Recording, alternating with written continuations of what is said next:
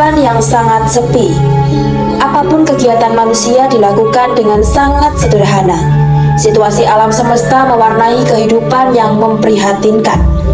Tempat tinggal seperti halnya rumah, tidak terpedulikan dengan kemewahan, karena keadaan yang serba kecingkrangan. Satu-satunya kebanggaan rakyat jelata hanyalah peternakan hewan, yang disebut dengan iwen. Iwen artinya hewan yang cinancangan atau dipakaikan tali. Ditambah bangsa itik seperti ayam, mentok, angsa, bebek, dan lain-lain.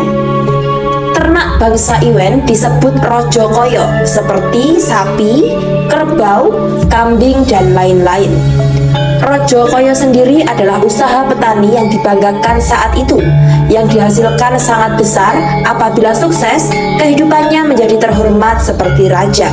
Adapun sawah juga menjadi sumber penghasilan yang utama, namun hanya bisa mengolah satu musim saja, yaitu pada musim hujan atau rendeng, untuk bisa menanam palawija seperti jagung, padi, kacang, kedelai, timun, tomat, dan lain-lain.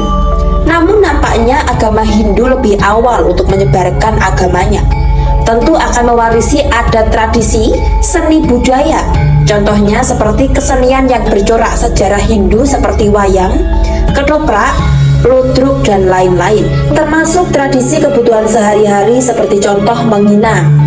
Menginang adalah seseorang yang mengunyah daun sirih, kadang dibumbui dengan gambir, jambe, kapur, yang ternyata fungsinya sangat baik sekali untuk kesehatan terutama kaum wanita. Misalnya untuk menjaga gigi agar tidak terkena infeksi, bau mulut, menghilangkan keputihan atau piktai, dan saat menginang merasa tenang hati menjadi damai. Dalam proses daya pertanian tetap terbagi menjadi 3, yaitu 1. Masyarakat kaya, 2. Masyarakat menengah, dan yang ketiga adalah masyarakat miskin. Sama seperti zaman sekarang, hanya saja berbeda zaman. Dalam mengerjakan sawah selalu melibatkan orang miskin dalam pengerjaannya, sehingga kerukunan dan persaudaraan sangat kental sekali.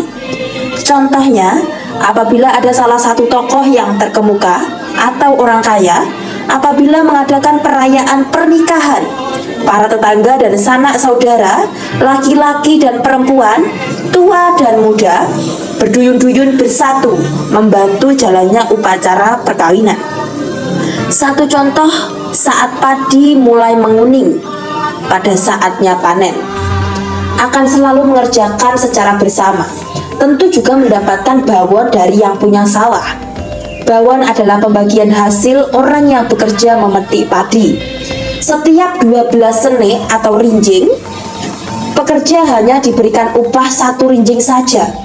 Jadi, bila dibagi 1:12, bila yang punya sawah mendapatkan 12 sene, sang pekerja hanya mendapatkan 1 sene. Pasal pengolahan gabah kering menjadi beras, si orang kaya pun juga tidak bisa mengerjakannya sendiri, tetap membutuhkan orang-orang yang miskin. Gabah kering ditumbuk, dilesung, atau biasa disebut orang dulu itu nutu. Pekerja pun hanya diberikan upah yang tidak sepadan. Mereka hanya diberikan beras yang hancur sebagai gajinya, yang disebut dengan kata menir.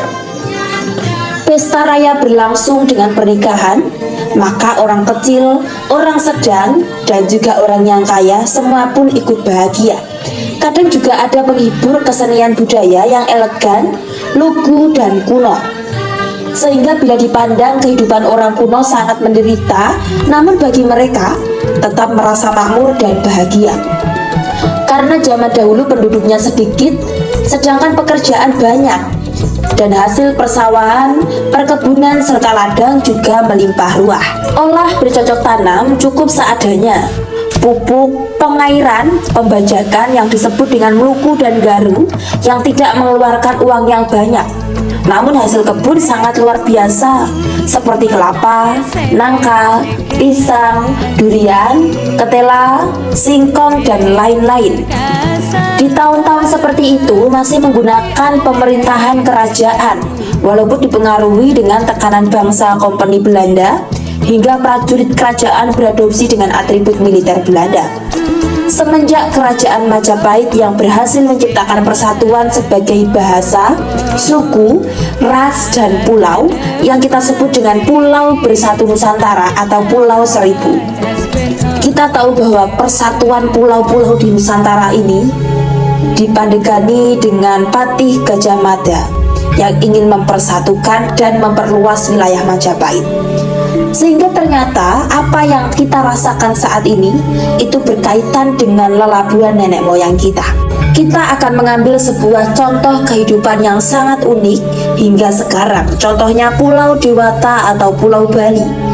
Kaum pedagang, kaum petani, kaum nelayan, kaum seniman, dan lain-lain hampir sama peradabannya dengan daerah atau pulau yang lainnya. Yang membedakan adalah adat, kepercayaan, dan seni budayanya. Di samping Pulau Bali, pulau yang indah dan permai yang mengagumkan mata dunia, ternyata kaum petani juga berhasil menciptakan lumbung pangan. Sehingga Pulau Bali sebagai incaran tempat untuk Wulandoro, para turis, bahkan para penjajah.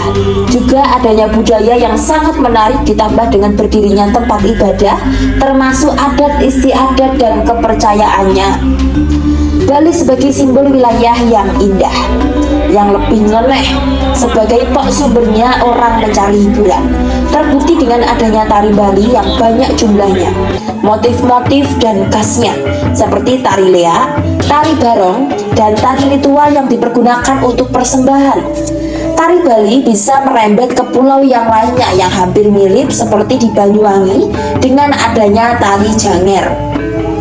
Kadang juga dibuat sandiwara kolosal yang berada di panggung yang menceritakan sejarah lokal. Contohnya sejarah Airlangga, Adipati Minak Jinggo, Kebo Marcuwe, dan lain-lain. Nusantara di masa kerajaan benar-benar sejahtera dan damai. Namun, seketika VOC datang ke Nusantara dan menjajah Nusantara, hingga kehidupan nenek moyang kita sangat menderita sekali. Namun atas rahmat Tuhan Yang Maha Esa, anak bangsa Nusantara bersatu untuk mengusir Belanda dari Jong Sumatera atau Andalas, Jong Borneo, Jong Celebes, Jong Jawa, dan lain-lain. Gerakan-gerakan pemuda, orang tua, bahkan anak-anak pun tegap gembira membela negara, juga dibantu oleh dukungan Sumpah Pemuda yang akhirnya para pahlawan tidak sia-sia. Indonesia menyatakan merdeka pada tahun 1945 atas nama bangsa Indonesia diwakili Soekarno-Hatta. Demikian kisah masa lampau atau kisah yang menarik bagi kita semua. Apabila ada kesalahan, kami atas nama Lulu Retno bersama dengan Mbah Kendil Jopo Montro mohon maaf atas segala kekurangan dan kesalahannya. Tujuan kami hanyalah cinta tanah air Indonesia. Terima kasih.